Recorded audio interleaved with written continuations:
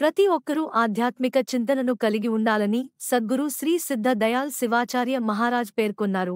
ఆయన సోమవారం 2వ రోజు బోధన్ ఏక చక్రేశ్వర శివాలయంలో నిర్వహిస్తున్న 20 వంఖండ శివనామ సప్తాహకు ముఖ్యంతిథిగా హాజరై తన ప్రవచనం వినిపించారు.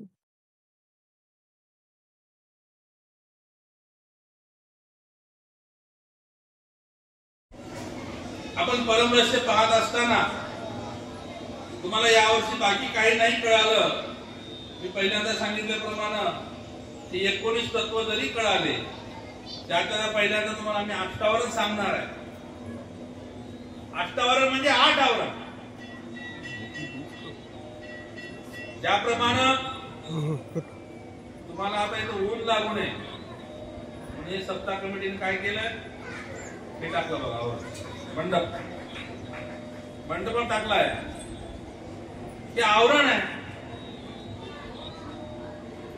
थंडी वाजू नये म्हणून आपण स्कार्फ, मफलर, हे ते शॉल घेतो की नाही, आवरण. तसं हा भक्त आपल्या भक्तीपासून ढळू नये म्हणून ही 8 प्रकारची आवरण आहे.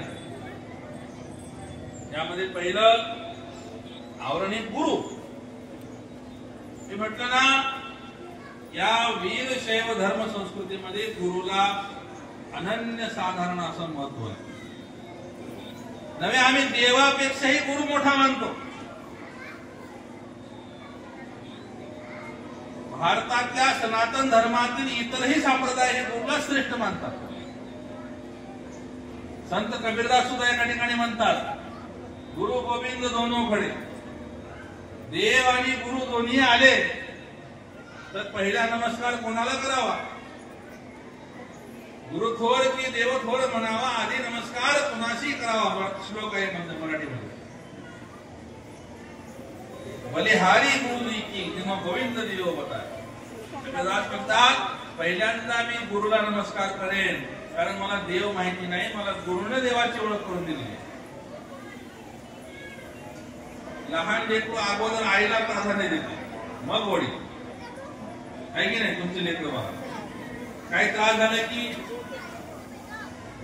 आईचा आठवते. पहिल्यांदा आईच आठवते.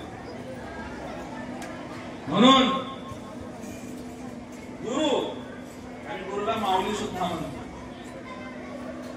देवापेक्षा गुरु श्रेष्ठ मानले आहे. आता गुरुचं स्वरूप सुद्धा परमरहस्यात सांगितलं. नवे परमरहस्य महत्व हे गुरुच सांगितलं.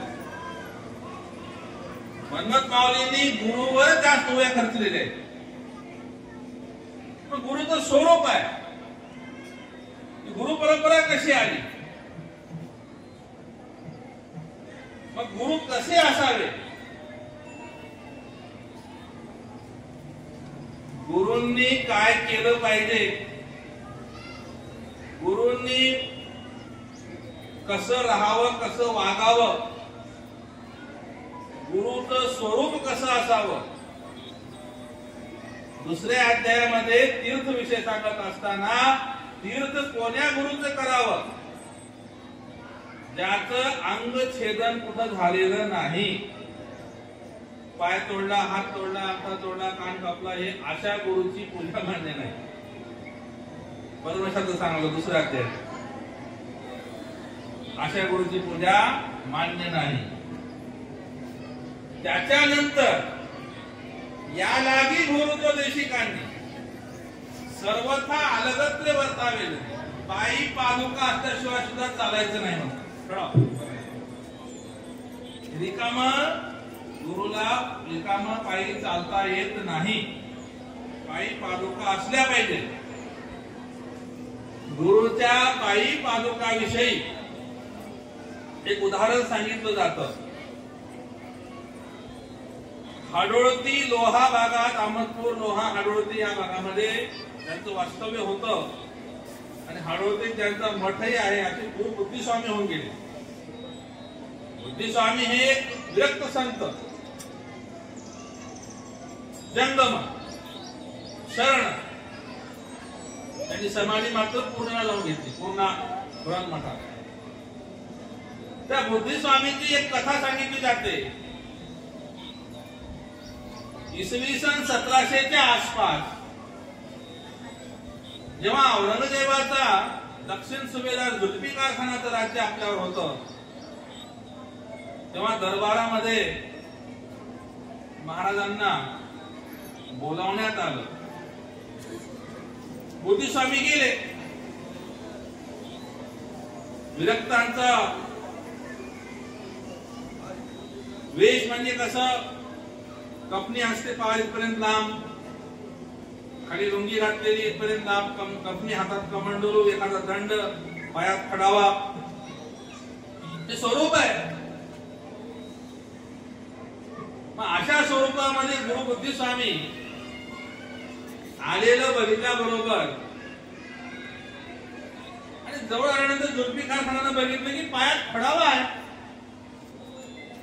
त्याने म्हटले, महाराजजी मी तुमच्या स्वागतासाठी इथे एवढे नरम गालीचे अंथरलो, इथे तुम्हाला काटावर काही मोडणार नाही. त्याला का माहित आहे खडाव काय भानगड? त्याला वाटलं की हे काहीतरी काटा मोडव म्हणून हे महाराज कसं घालून आले काही इथं, आहे की नाही? तुमच्यासाठी मी गालीचे टाकलो एवढे, आणि तुम्ही हे खडावरती काही गरज नाही तुम्हाला, तुम्ही काढले तरी चालते, या तुम्ही असं काढून. त्यांनी म्हणले, अरे तुझी इथे गालीचे घातले म्हणूनच हे जरुरी आहे म्हणले,